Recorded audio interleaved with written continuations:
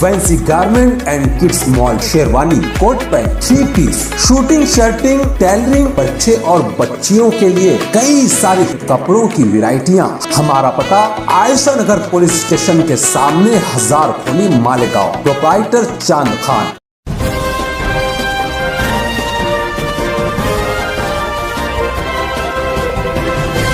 मानव समाचार, मानवता के हक में। मैं धुलिया से जमील शाह, आप देख रहे हैं मानव समाचार। आइए देखते हैं आज की बड़ी खबर। धुलिया शहर लोकमान्य हॉस्पिटल के पास अमूल दूध डेयरी के ऊपर धुलिया महानगर पालिका उप आयुक्त नांदुरकर मैडम ने छापा मारा।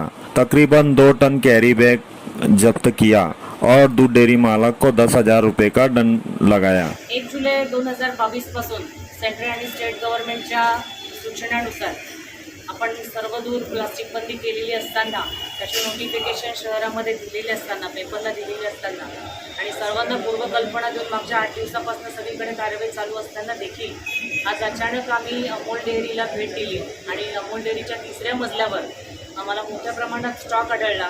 माझा स्टाफ इथे येऊन त्यांनी ज्यावेळेला छोट्या मोठ्या वस्तू विकत घेतल्या त्यांना त्या प्लास्टिकमध्ये देण्यात आल्या आणि लोकांच्या हातात देखील आम्ही दूध वगैरे प्लास्टिकमध्ये दिलेलं आढळलं। त्यामुळे आम्ही शोध घेत वरच्या मजल्यापर्यंत आलो आणि इथे मोठ्या प्रमाणात स्टॉक आम्हाला दिसतोय। अंदाज अमाऊंटचा लावता येणार नाही, आता एक्सपर्ट्सकडनं आम्हाला काढावा लागेल। तरी देखील साधारण 1.5 ते 2 टन वगैरे माल असू शकतो आमच्या प्राथमिक अंदाजानुसार। आणि अशा प्रकारचा आम्ही स्टॉक केल्याची ही दुसरी घटना आहे।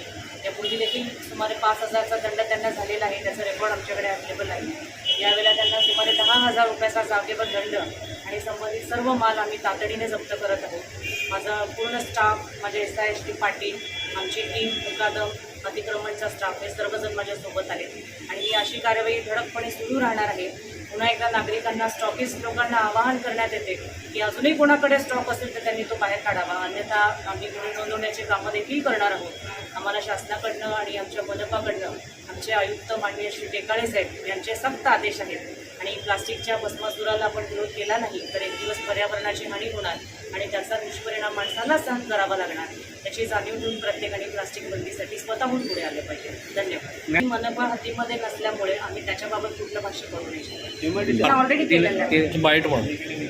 नागरिकांना देखील आवाहन करण्यात येते की शासनाने सांगितलेल्या नॉर्म्सप्रमाणे जे प्लास्टिक यूज करण्याजोगं अलाउड आहे तेच त्यांनी यूज करावं।